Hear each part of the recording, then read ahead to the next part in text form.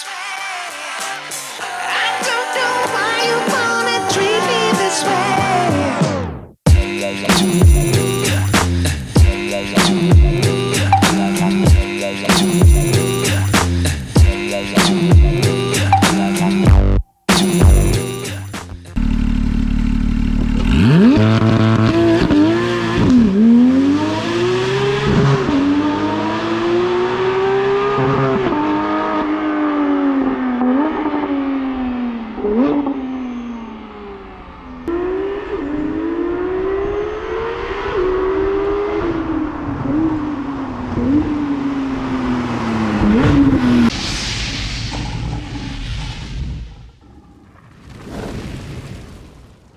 Bonjour à tous, bienvenue sur la chaîne Mécanique Sportive, c'est Nicolas et aujourd'hui je vais vous faire une petite présentation rapide de cette Porsche GT3 991 phase 2. Donc chez Porsche, on le sait, on est habitué, il y a vraiment beaucoup de modèles. Ça part de la simple 911, après on peut passer sur une S, une 4S, une Turbo, Turbo S, on peut avoir la Cabriolet, on peut avoir la GT3, la GT3 RS, la GT2 RS encore au-dessus. Donc ça, c'était produit, me semble, à partir de fin 2017 jusqu'à 2020-2021 à peu près. Et là, on est enfin passé sur la nouvelle modèle de GT3. Donc ça fait 500 chevaux.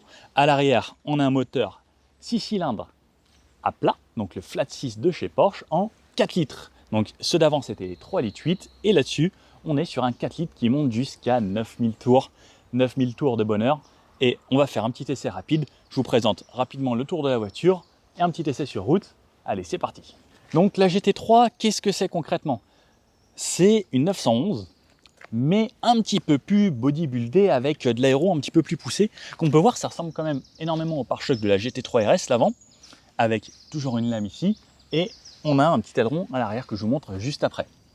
Donc de l'aéro, pareil, des refroidissements supplémentaires. On a un petite grille ici qui pareil permet de faire entrer de l'air ici, qu'il faut faire ressortir juste là pour permettre d'avoir un petit peu plus d'appui, puisque sur une voiture circuit, l'appui c'est primordial pour pouvoir justement passer les courbes encore plus rapidement. Sur l'avant, on garde des feux assez simples. On a pas mal d'options aussi sur les feux. Chez Porsche, on peut quasiment rajouter 50% du prix de la voiture, voire certaines, on peut doubler le prix en options. On peut avoir les PDLS+, donc c'est les LED, etc. Enfin, avec plein d'options. On a aujourd'hui une couleur très très atypique. Alors, si vous en trouvez une autre, Porsche GT3 phase 2 de cette couleur, n'hésitez pas à me le dire parce que normalement, il n'y en a qu'une et ça s'appelle le Nardblow. Donc, c'est un bleu très foncé qui était à l'époque sur les 993 et l'ancien propriétaire a voulu se le refaire avec l'option Porsche Paint to Sample. Donc, ça veut dire qu'on amène une couleur, on lui dit « je veux ça ». Ça vous coûte entre 10 et 20 000 euros à peu près pour une peinture assez spécifique. Alors, pour ceux qui se demandent qu'est-ce que c'est Brett ici, eh bien, c'est juste un copain qui fait des lunettes de soleil, donc qui ressemble à ça.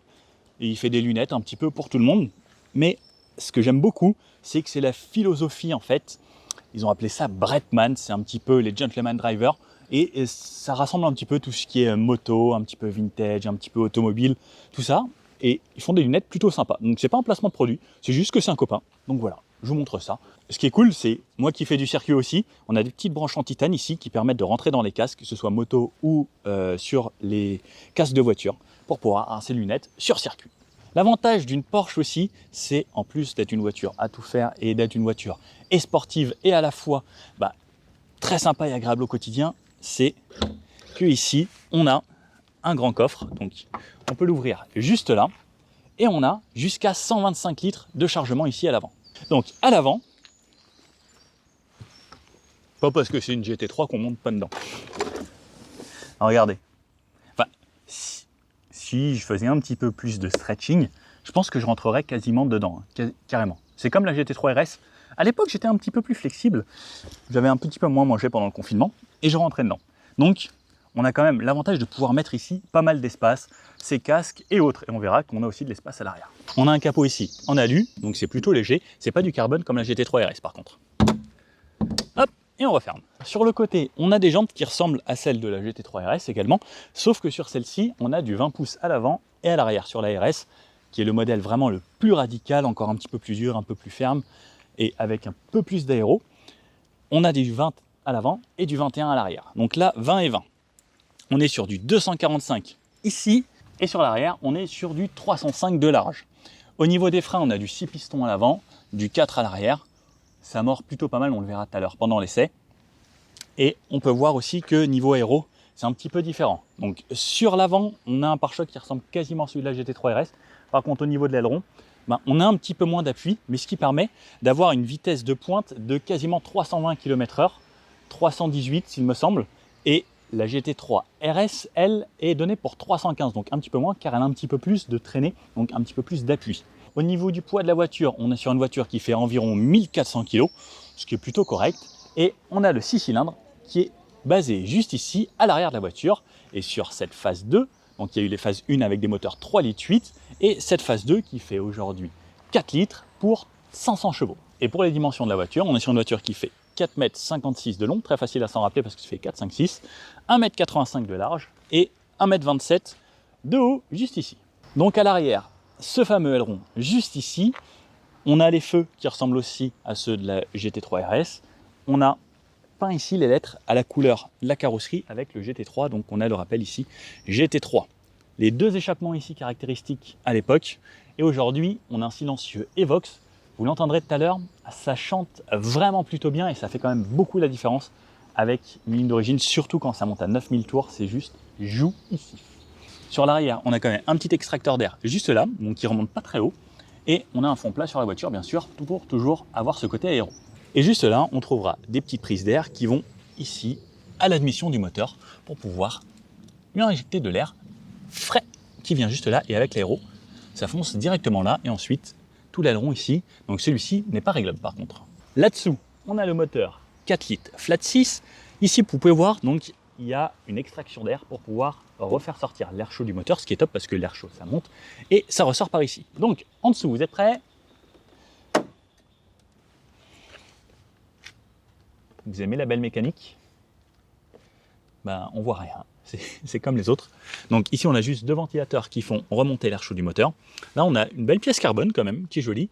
De ce côté-là, on va remplir le liquide de refroidissement et l'huile. C'est simple, hein, vous faites que ça. Le reste, il faut aller chez vos copains de chez Porsche. Donc le moteur, il est situé en porte-à-faux arrière sur les 911. Donc il est plus bas, donc entre là et là, et en porte-à-faux arrière, donc derrière l'essieu arrière. Et donc on a ce 4 litres 500 chevaux ici. Ah là là, ça me tarde de vous le démarrer. Bon allez, c'est parti, démarrage de l'engin. Oh, ce plaisir. Quel bonheur cette GT3. Et enfin, comme beaucoup de Porsche, hein, c'est souvent une voiture plaisir. Allez, c'est parti. Donc, marche arrière. Hop, on va voir les manœuvres. Hop. La direction est plutôt cool en manœuvre. On entend un petit peu tout qui bouge un petit peu avec le différentiel et les gros pneus à l'avant. Mais ça reste plutôt facile à manœuvrer une Porsche. Donc là on commence. Alors, je vais tout mettre en mode confort, en mode simple. Et ben ça reste facile à conduire, hein. Comme vous voyez, là ça passe les rapports tout seul. C'est vraiment à 2000 tours, ça passe en gros comme une Prius, hein. On peut l'utiliser tous les jours si on veut, hein. Et on peut passer les rapports ici avec les palettes. Donc la Dodane, le gros plus c'est le lift.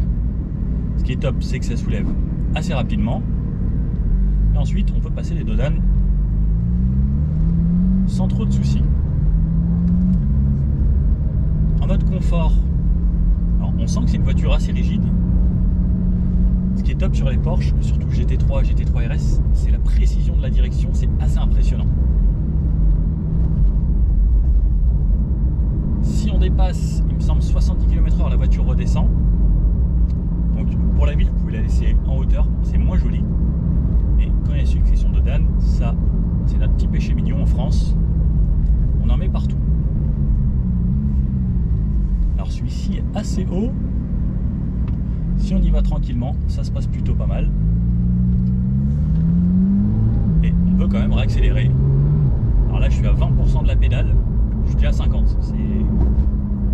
Imaginez-vous si on appuie à fond. Et après, donc Donc là je suis en 5e à 50 et je peux retomber mes rapports. Cette voiture c'est vraiment Bonnie and Clyde ou Dr Jekyll et Mr Hyde. On peut vraiment avoir les deux côtés, autant ce côté facile à conduire et autant ce côté un petit peu plus énervé où si juste je passe là en PDK Sport, vous avez entendu, ça m'a tombé tout de suite un rapport et après je peux jouer alors soit avec le levier en séquentiel, soit avec mes palettes et après je peux même passer l'échappement sport parce que ça c'est sympa, peut tomber un petit rapport et... Oh, le bruit est extraordinaire, c'est hallucinant. Donc là, allez, on a une petite insertion, on va se mettre un petit peu de en sport. Et...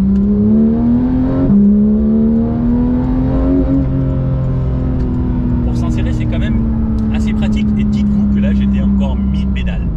Voilà, on peut conduire de façon totalement normale, vraiment cool. Ça y va tout seul, hein, avec le mode, on va dire, confort, puisqu'on n'a pas de mode confort. En gros, on a juste un mode normal et un mode sport sur cette voiture. Donc ça y va bien. Et ensuite on peut passer en mode PDK Sport, donc ça vous tombe un rapport, on peut durcir ça, passer en échappement sport, on peut tomber un rapport, on peut tomber deux rapports et...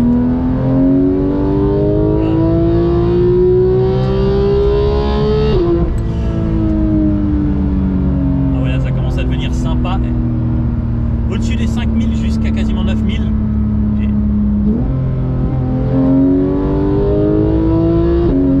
et la PDK, vous avez vu, c'est instantané. C'est hallucinant comme voiture, à quel point ça a vraiment deux identités. On peut vraiment se mettre en mode tranquille. Là, je repasse en mode tranquille, je referme mes échappements. Ça fait quasiment plus de bruit, ça me passe mes rapports. Je suis en 7e à 90, 2000 tours minute. Et ah ouais, il y a un autre truc qui est formidable avec la PDK. Donc, je vous rouvre tout pour un petit peu de plaisir. Donc c'est par exemple, je peux lui dire de se mettre en 7e. Donc quand vous jouez des palettes et que vous laissez en drive, ça reste en manuel quelques secondes. Et ensuite ça se remet en drive. Et donc on peut être en 7e. Et si j'appuie à fond,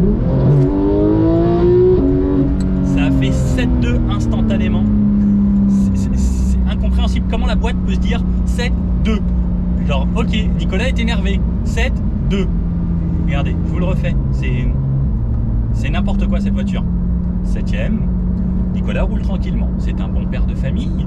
Il va chercher ses enfants à l'école, enfin son enfant. Et il est sage. Il s'insère gentiment. Mais pour s'insérer, Nicolas est fâché. Et il s'insère très vite. Et c'est hallucinant comme voiture en fait, juste pour ça. Et surtout cette boîte PDK, j'en ai essayé des voitures et j'ai pas trouvé encore aussi rapide que ça. Mais sinon, ça reste une voiture comme une autre, juste alors qu'on a les sièges carbone, ce qui est top pour l'esthétique, pour tout, pour lorsqu'on fait un prototype DS. DS, n'oubliez pas de m'appeler, hein, je veux l'essayer. Et on peut vraiment conduire de façon très simple et on a des sièges qui maintiennent super bien. Donc c'est pareil, cette voiture est équipée des 4 roues directrices. Donc selon la vitesse à laquelle vous roulez, ça va tourner soit dans le même sens, soit dans le sens opposé pour que ce soit vraiment facile. Et niveau châssis, regardez, c'est instantané. Et encore là, je n'étais pas en suspension sport. Quand on passe en suspension sport, ça durcit encore tout. Et la voiture, elle prend absolument aucun roulis. Elle vire à plat, c'est un karting. Pourtant, il y a des suspensions. Ça reste quand même confortable. Mais la précision du train avant, franchement, ça me bluffe à chaque fois. La GT3 RS, c'est encore un petit peu plus radical. On a essayé la GT3 RS sur la chaîne, celle de Spinergy, sûrement vous connaissez. Et c'était vraiment hallucinant. Mais là, on a à l'intérieur, on a l'impression d'être quasiment dans une GT3 RS. Il y a quelques petites choses qui diffèrent. Mais concrètement, ça va. Hop.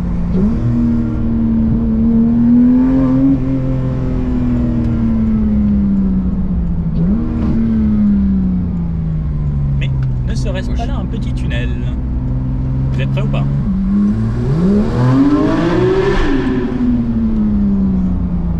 Cette voiture est un pouce au crime. Si vous avez des voisins que vous aimez pas, je pense que n'achetez pas cette voiture, parce qu'ils vont vous détester encore plus. Mais le son. Des voitures qui montent autant, c'est assez rare. Hein. Voilà, et le passage de rapport, c'est tellement instantané que bon, c'est pas tous les jours.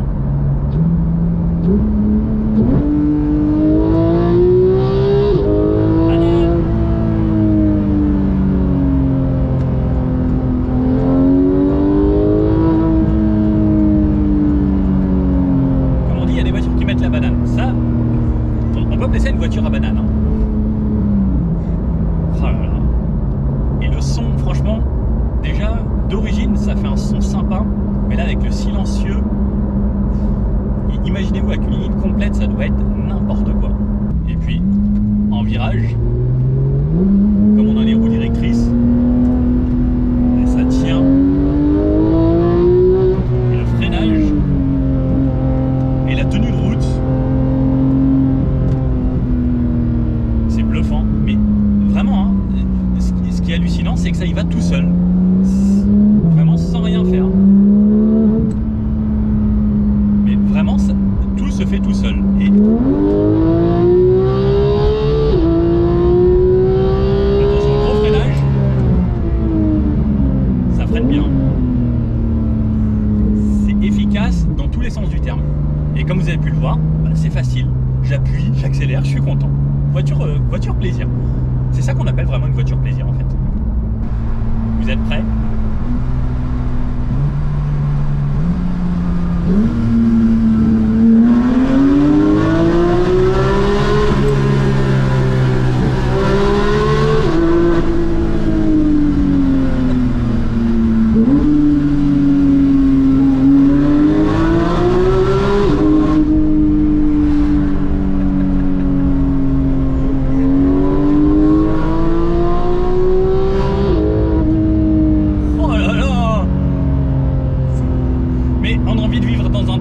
C'est une voiture des Andes des cavernes, ça, parce que dans une caverne. Mais non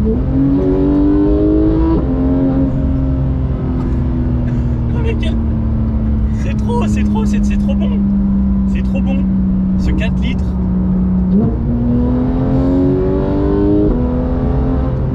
Non mais comment s'en lasser de ça? On peut pas s'en lasser.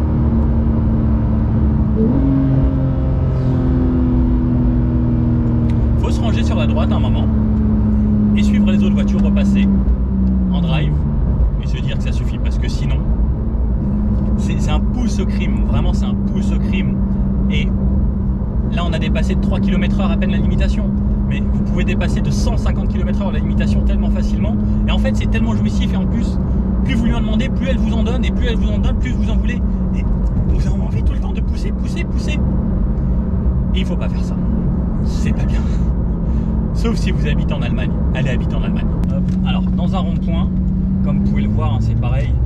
Regardez, je suis tellement bien maintenu dans les sièges. Il y a des gens qui sont un peu pressés.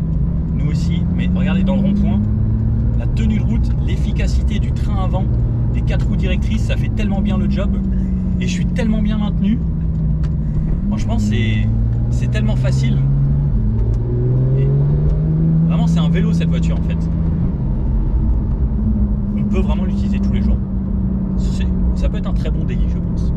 Sur les Porsche, il y a une option que j'adore, comme sur beaucoup de voitures sportives. C'est on appuie sur le mode PDK Sport, on ouvre les valves, on rebaisse le lift de la voiture pour qu'elle soit bien. Suspension sport, on ne va pas désactiver le SP ou autre. Et il y a une procédure très simple qui consiste à utiliser ses deux pieds lorsqu'on conduit en même temps, alors qu'il n'y a que deux pédales, frein et accélérateur. On appuie à fond sur le frein, on appuie à fond ensuite sur l'accélérateur et ensuite on lâche le frein. Vous êtes prêts ?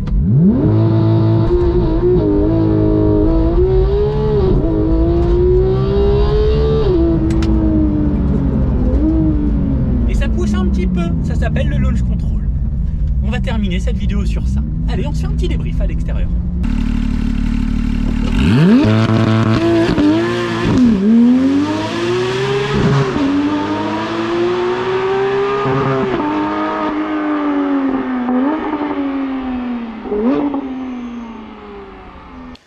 Au final, on vous parle souvent de voiture idéale. Est-ce qu'on pourrait dire que ça, c'est un petit peu la voiture idéale? Parce que ça reste une Porsche, donc c'est sympa. C'est une Porsche.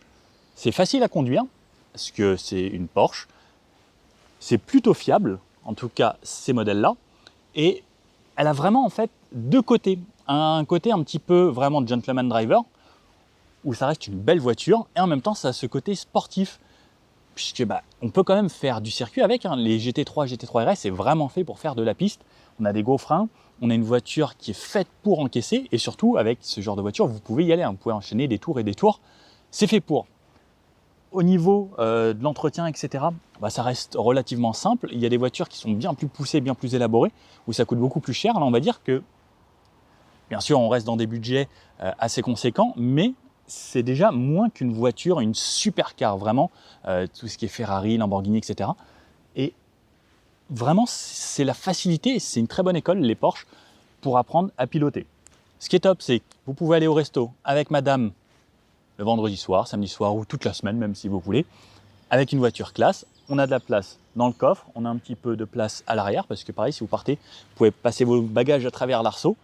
Alors, c'est pas comme les GT4 où on peut lever la vitre arrière, malheureusement, ça aurait été vraiment un truc top du top. Et cette voiture, pour vous, qu'est-ce qui lui manque?